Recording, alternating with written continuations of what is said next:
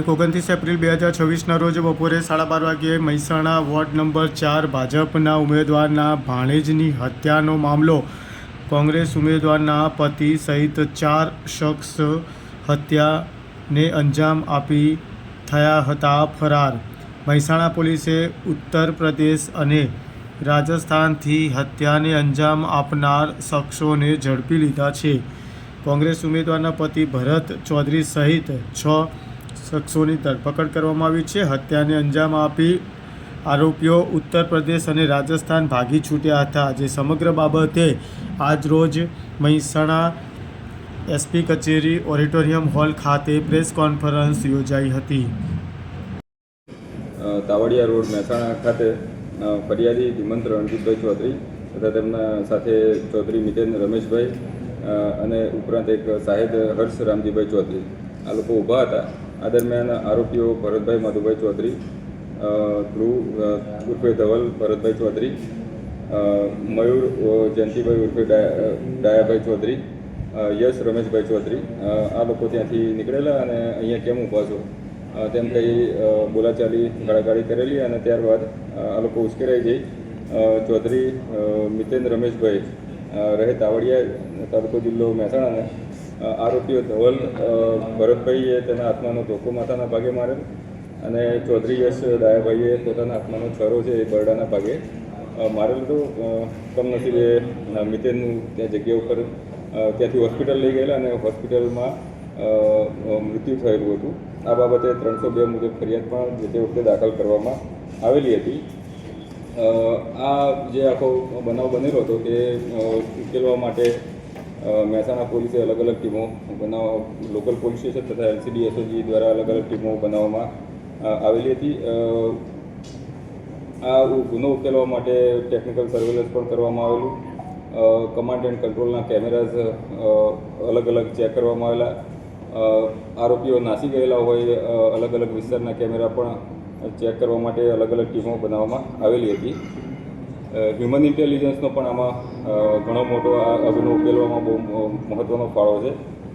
આ બધી કવાયતના અંતે LCD અને પેરોલ સ્ક્વોડની જે ટીમ છે તેને રાજસ્થાન ગુજરાત બોર્ડરની આજુબાજુ આરોપી ભરતભાઈ હોવાનું માહિતી મળેલી અને ત્યાં ટીમ મોકલતા રાજસ્થાનના સાંચોર જિલ્લાના હડેચા ગામે જે ભરત માધુભાઈ ચૌધરી છે એ ત્યાંથી મળી આવેલ. ભરતની સાથે પ્રતિકકુમાર ભરતભાઈ માધુભાઈ ચૌધરી તથા ધર્મેન્દ્રકુમાર ઉર્ફે ધીરુભાઈ ફુલજીભાઈ ચૌધરી રહે દેલા આ પણ એની સાથે આ જ જગ્યાએથી મળી આવેલા જે અને મદદગારીમાં પણ સામેલ હતા. અન્ય આરોપીઓ છે એ અલગ ભાગી રહ્યા હતા. એમની પણ શોધખોળ ચાલુ હતી. હ્યુમન ઇન્ટેલિજન્સ દ્વારા અમુક માહિતીઓ મળેલી અને એને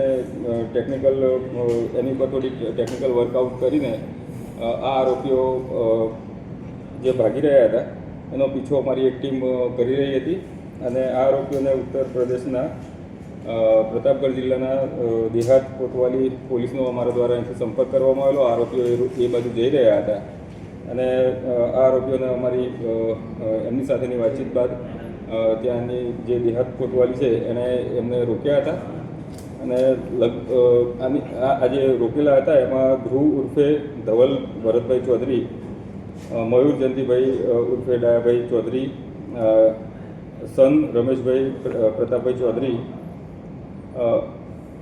આ આરોપીઓ છે ત્યાં ક્રેટા ગાડી સાથે ત્યાં પકડાયેલા હતા.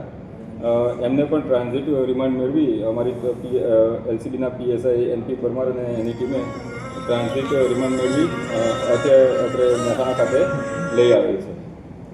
આ ગુનામાં જે અત્યાર સુધી આરોપીઓ પકડવામાં આવે છે ટોટલ 6 આરોપીઓ હાલ સુધીમાં પકડવામાં આવેલા છે.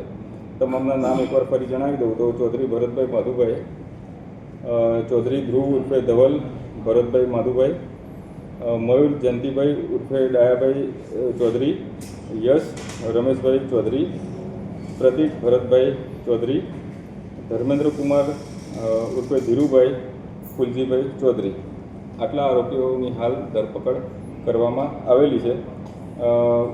જે આ ગુનાના કામે મુદ્દામાલ કબજે કરવામાં આવે છે તેમાં રોકડ રકમ 22,200 અમુક પાસે થઈને કબજે કરવામાં આવી છે.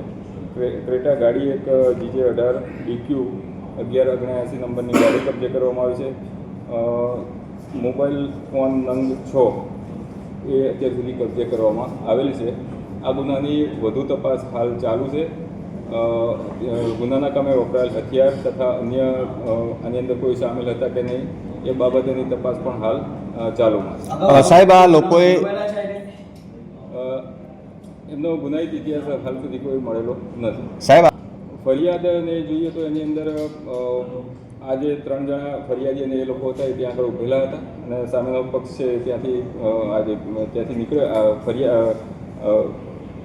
આરોપીઓ ત્યાં હતા અને આ લોકો નીકળ્યા ત્યારે પૂછો કે તમે અહીંયા કેમ ઊભા છો એ બાબતે ક્ષણિક આવેગમાં આ બનાવ બનેલાનું હાલ ફરિયાદ પ્રમાણે જણાઈ રહ્યું છે. છતાં પણ તપાસ ચાલુ છે. તપાસમાં અન્ય કોઈ બાબતો નીકળે તો એની પણ જાણ કરવામાં આવશે. ચૂંટણીની અદાવતમાં હત્યા થઈ એવું કહી શકાય? ચૂંટણીની અદાવતમાં હત્યા એટલા માટે એક પક્ષે એમાં જે આરોપી છે એના પત્ની ચૂંટણી લડી રહ્યા હતા.